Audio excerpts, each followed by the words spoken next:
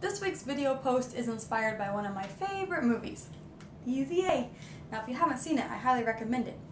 Emma Stone plays Olive Pendergast, a high school student who's very much under the radar, but not for very long due to a little rumor being spread about her losing her virginity.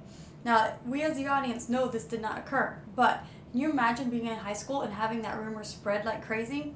Well, the reason I'm bringing this into our conversation today is because I love the way Olive responds to it. Well, actually, she doesn't respond to it.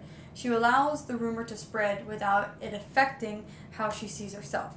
And she might have indulged in it a bit. Because a little bit later on in the movie, Brandon, another classmate who happens to be struggling with the backlash of being gay in high school, knows that the rumor up with Olive is not true because she told him that. So he thinks that as a way to help his situation, that maybe they could concoct a plan that, to spread another rumor to protect him. And what they end up doing is pretending like they had sex so the student body thinks that he's straight and therefore he can escape the struggle that was coming with being gay in high school. And it works really well, except that she tended to be open for business to the downtrodden. So the downtrodden, or the boys who needed her help in elevating their social status, end up coming to her and having a compassionate heart. She listens to each of their stories and ends up sacrificing her reputation further by allowing these rumors about their varying degrees of sexual encounters to be spread, so that these boys could again be lifted up in the eyes of the student body. And so the reason I'm bringing this in today is because it raises a really great question in our spiritual path, which is, how well do we know ourselves? How well do you know yourself outside of the opinion that others hold of you? And I think it's such a crucial question to ask yourself in this journey, or else you're going to continue to be pulled by the nose or bound by the opinion that others hold of you. So I'm not saying that we have to go and put ourselves through a fake scandal like Miss Olive did, but it would be good to play around with it in your mind, to ask yourself, if you were in a situation where a scandal was breaking out on your behalf and you knew that you were innocent in it, how would it affect how you viewed yourself as one part, and part two, how would it affect how you operated in the world, specifically towards the people who were spreading the rumor, and otherwise just in general with others who held that opinion of you? Would you want to crawl in a hole and die? Would you want to seek revenge? Would you be able to forgive those who held that opinion of you? And like I said, most importantly, would you be able to walk into a world knowing the truth of who you are, even though these other opinions of you existed? Would you be able to walk into this world without having to change what that opinion was? To me, that's the crux, or a major crux in this journey of being able to free ourselves from the opinion of others. That opinion of others is the same as our desire our desire for acceptance. We've never questioned that desire for acceptance. We've been raised in a mindset that cultivates that desire to need to be accepted. So what I want to do is to challenge it. Because in the spiritual path, when you begin to challenge that, you recognize that you actually do not need to be accepted by anyone, especially when you know your own wholeness through your direct connection, your personal connection through whoever it is in your spiritual paradigm that's greater than yourself. When you come to a place of that wholeness, you basically stand outside of the predominant mindset of the world. Now, the predominant mindset of the world is also referred to as the collective unconscious. And to date, that is very much at the level of ego consciousness. So, as you know, I'm a huge proponent of encouraging myself and others to be messengers of love.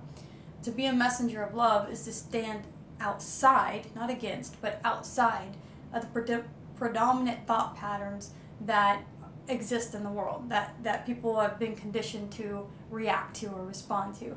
So for instance, would you be willing to forgive, which is an expression of love, when the world says that whatever's been done to you, that you deserve to hold a grudge or hold a grievance or hold resentment or just to be hurt?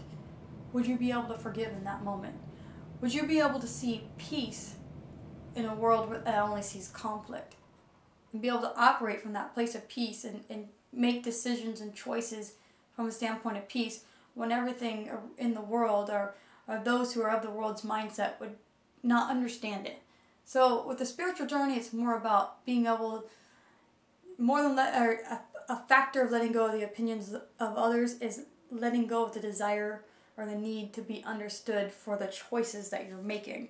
And in sloughing that off, you allow yourself to be a stronger messenger of love. You allow yourself to move into this mindset that is completely outside of the orbit of the current world thinking, because a mindset of love is completely opposite of a mindset of ego or a mindset of fear. Their core motivators are so opposite that neither thought system values the other's motive.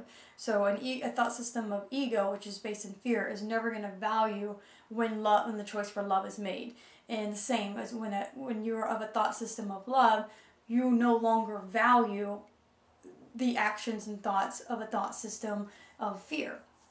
And so you're completely standing outside of the predominant pace that's going around, your predominant thought system, beliefs, reactions, behaviors, everything of that nature. And so that's what I really wanted to explore today, is to really go into, or encourage you to go into it on your own, is to where is the opinion of others, where are you allowing the opinion of others to shackle the ability for the depth of your soul, which is your truth, to be able to find an avenue from which to express itself. Because when we're stuck at the level of being concerned with acceptance / the opinion of others, we're blocking truth from being able to rise up in that moment. And not only do we need to let go of the opinion that others hold of ourselves, but we also need to let go of any past opinions that we hold of ourselves, any past self-images that we have of ourselves.